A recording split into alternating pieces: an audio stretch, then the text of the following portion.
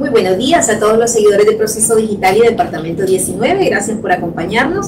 Esta mañana tenemos el honor de tener con nosotros aquí en nuestra sala de redacción a nuestro colega Nahum Gabriel Valladares. Hoy martes se celebran las elecciones en Estados Unidos, un evento pues que capta la atención a nivel mundial. En Estados Unidos es un sistema un poco complejo para los que no lo manejamos muy bien, pero Nahum Gabriel Valladares pues sí conoce muy bien este tema y por eso lo hemos invitado para que nos ayude a entender un poco. Muy buenos días, Gabriel, muchísimas gracias por estar con nosotros. Muchas gracias, Miriam Esther. Pues sí, efectivamente es un sistema a la vez complejo y a la vez sencillo dependiendo de cómo se quiera ver. En Estados Unidos no gana las elecciones el que recibe la mayor cantidad de voto popular, ni tampoco hay una segunda vuelta como hay en otros países donde si no se logra un requisito de un porcentaje mínimo, entonces se va a una segunda vuelta entre los dos candidatos más votados. En Estados Unidos lo que vale es el peso del voto electoral, es decir, lo que tiene cada uno de los estados, que cada uno de los estados tiene votos electorales según los números de representantes y de senadores que tienen en el Congreso de los Estados Unidos. Así, por ejemplo, hay estados, como el caso de California, que tiene 54, que corresponden a sus 52 representantes, más los 2 senadores. El caso de Texas también, que tiene 40, que son sus 38 representantes, más sus 2 senadores. Y están estados más pequeños, o más que pequeños, menos poblados, como el caso de Wyoming, como el caso de Delaware, que solamente tienen 3 electores que corresponden a su único representante más sus 2 senadores. Recordamos que en Estados Unidos el Senado son 2 senadores por igual para cada uno de los estados, pero la Cámara de Representantes depende según la población de cada uno de los estados. Entonces así se asignan los números de representantes. Es así que cuando ya se llega a las elecciones, en cada uno de los estados, el que es el candidato ganador, en teoría, se lleva todos los votos electorales de ese estado. Y se van sumando con todos los demás estados y así también con su contrincante. A final de cuentas, el candidato que logre el mínimo, que son 270 votos electorales o más, entonces es el ganador de la contienda electoral por la presidencia de los Estados Unidos. ¿Qué pasa si hay un empate? Porque puede darse, aunque ya sucedió una vez en el siglo XIX. Entonces la elección pasa a la Cámara de Representantes y son los representantes los que terminan eligiendo al presidente de los Estados Unidos. De acuerdo a la tendencia que se está viendo en esta elección, no creo que suceda. Es una elección donde hasta ahora hay un total de 7 estados que son considerados los claves para asegurar el triunfo, porque de ahí en todos los demás estados ya prácticamente se sabe en cuáles va a ganar Donald Trump y en cuáles va a ganar la vicepresidenta Harris. Pero hay 6 estados donde 7, donde la situación está muy indecisa, donde las ventajas para unos u otros candidatos son menores a un 5%, que son los estados de Nevada, el estado de Arizona, el estado de Georgia, Carolina del Norte, Wisconsin, Michigan y Pensilvania. Estos 7 estados son la clave para lograr el triunfo en esta elección. Esos son los llamados estados péndulos también, ¿no? Estados péndulos, que en cada elección no son los mismos, varían en cada elección. Por ejemplo, hubo estados como el caso de Ohio, ¿verdad? Ohio fue un estado péndulo en casi todas las elecciones, y Ohio era un caso muy curioso, porque Ohio era un estado que decidía quién ganaba la elección desde 1964 hasta hace 4 años. El que ganaba Ohio era presidente de los Estados Unidos, pero no se rompió hace 4 años, porque Donald Trump ganó Ohio, pero sin embargo perdió la elección frente a Joseph Biden. Florida también fue por muchos años un estado péndulo, pero en las últimas elecciones se ha desencantado al lado republicano. Virginia también, que por mucho tiempo fue dominado por el candidato republicano, pero en las últimas elecciones ha sido ganado por los demócratas. Y vaya, el caso de Georgia, por ejemplo, Georgia se volvió un estado péndulo hasta hace 4 años, que ganó Joseph Biden, y se mantuvo para esta elección. Otros ejemplos de estados que en algún momento fueron estados péndulos fueron Colorado, Nuevo México o New Hampshire, pero ha variado mucho, y son estados que se han inclinado hacia el lado demócrata. Estados Unidos está bien dividido, su mapa electoral también. Al margen de los estados péndulos hay ciertas tendencias. Por ejemplo, el sur, en su mayoría, es republicano. En casi todos los estados se espera un triunfo de Donald Trump. Nueva Inglaterra es demócrata. Y hasta llegar más allá, hasta Nueva York y también el estado de New Jersey, son estados que han sido demócratas, sobre todo en la última elección. Lo mismo pasa con los 3 estados del Pacífico, Oregon, Washington y California, que también son estados de una tendencia totalmente demócrata. O en los estados de las planicies, que son estados de muy pocos votos electorales, pero que suman. El caso de Montana, el caso de Idaho, la Dakota, Wyoming, son estados predominantemente republicanos. Entonces existen estos estados donde se da esa tendencia, excepto en aquellas elecciones donde han habido ganadores claros y que se han decidido en forma aplastante, que la última vez fue cuando ganó Ronald Reagan en 1984, que se llevó todos los estados menos el Distrito de Columbia, que siempre vota demócrata, y el estado de Minnesota, porque era el estado del candidato en esa ocasión, que fue Walter Mondale. Pero ahí los otros 49 estados fueron ganados por Ronald Reagan. Pero esas tendencias pues no han sucedido en los últimos años, sino que ya hay una especie, por así decirlo, de inclinación fija en algunos estados, más los estados péndulos, que son los que van a decidir esta elección. Y tal como está la situación ahorita, don Gabriel, ¿qué estados diríamos que son claves para hoy? Para mí el estado que va a decidir la elección es Pensilvania, con sus 19 votos electorales. Porque siento que de los otros 6 estados, creo que Nevada, Arizona, Georgia y Carolina del Norte se inclinan hacia el lado de Donald Trump. Y Michigan y Wisconsin se inclinan, aunque el porcentaje bien corto, a favor de la candidata demócrata Harris, Kamala Harris. Pero en Pensilvania aparentemente la elección llega con un empate. Entonces, si vemos estas inclinaciones, esos 19 votos electorales son los que le van a dar el triunfo a uno o a el otro. Siento que Kamala Harris solo gana esta elección si gana Wisconsin, Pensilvania y Michigan. Pero si en uno de esos 3 estados gana Donald Trump, entonces Donald Trump será el presidente. Nos decía usted, ¿no, Gabriel, que 270 votos son es lo mínimo? Es lo mínimo para poder ganar de los 538, que es la mitad más uno. Sí, y hay casos, si no, nos decía usted también que hay casos de empate, pero hay casos también donde no ha llegado un candidato a esos 200. Sí, pasó en el siglo XIX cuando ganó John Quincy Adams, que en aquel tiempo la elección eran de varios candidatos. No existió como tal en el Partido Demócrata ni el Partido Republicano, sino que eran otros partidos. Sí existía el Partido Demócrata, pero no es tanto como el Partido Demócrata que nosotros conocemos. El Partido Republicano no existía, había otros partidos. Entonces, quien ganó la elección esa vez fue Andrew Jackson, la elección en voto popular, pero no ganó los suficientes votos electorales. Y como no se llegó a la cantidad, tampoco fue como un empate, sino que no se llegó a la cantidad mínima de aquella época, que era mucho menos, porque eran mucho menos los votos electorales. Entonces se decidió ir a una elección en la Cámara de Representantes que ganó John Quincy Adams. Posteriormente Andrew Jackson sería presidente de los Estados Unidos en elecciones posteriores.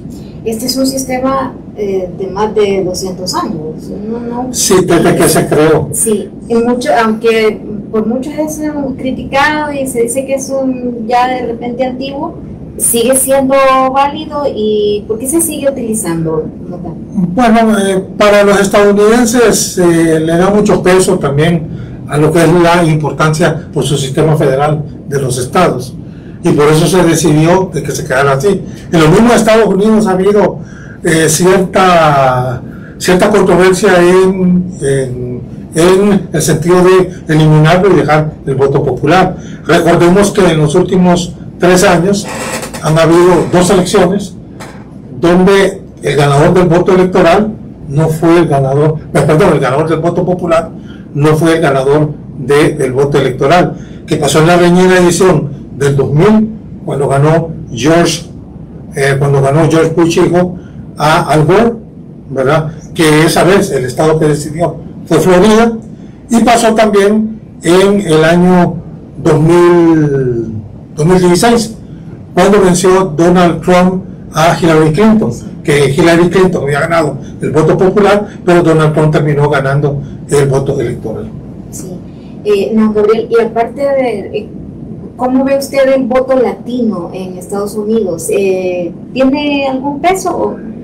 El voto latino en Estados Unidos tiene algún peso en algunos estados. Lo que pasa es que hay algunos estados donde hay mayoría de población latina, donde ya la situación está definida. El caso de California, se sabe que ahí va a ganar la vicepresidenta Harris. El caso de Texas, se sabe que ahí va a ganar Trump. El caso de Florida, sobre todo por el peso que tiene Miami, quizá Florida sí ha inclinado mucho, tomando en cuenta que la comunidad cubana es muy republicana, y eso ha hecho y ha inclinado mucho la balanza hacia el lado republicano. Nueva York es demócrata, ¿verdad? Y así algunos otros estados. Lo que pasa es que también teóricamente el latino se inclina más hacia el lado demócrata, pero en los últimos años, por así decirlo, se ha dividido mucho el voto latino, porque hay que considerar de que el latino, que ya lleva muchos años, que ya es ciudadano estadounidense, ya no se considera tan latino, ¿verdad? Sí. Se ha, por así decirlo, americanizado mucho. Incluso algunos de ellos ya ni español hablan, en algunos casos. Y ese voto puede inclinarse más hacia el lado de lo que es Donald Trump. El latino que tiene más raíces con sus países, ese sí tal vez puede vincularse más hacia el lado demócrata. Pero repito, el voto latino, si bien tradicionalmente ha sido más inclinado hacia el lado demócrata, en las últimas elecciones ha sido muy dividido. Y para nuestra región, históricamente, ¿qué gobiernos, republicanos o demócratas, serían así como más pues convenientes, si se puede decir, en cuanto a ayuda, en cuanto al tema migratorio? Lo que pasa es que la política exterior de Estados Unidos hacia América Latina cambia muy poco, definitivamente, y todo depende también de los acontecimientos que sucedan en la misma América Latina. Y recordemos de que América Latina también está muy polarizada, en gobiernos que son de derecha, en gobiernos que son de izquierda.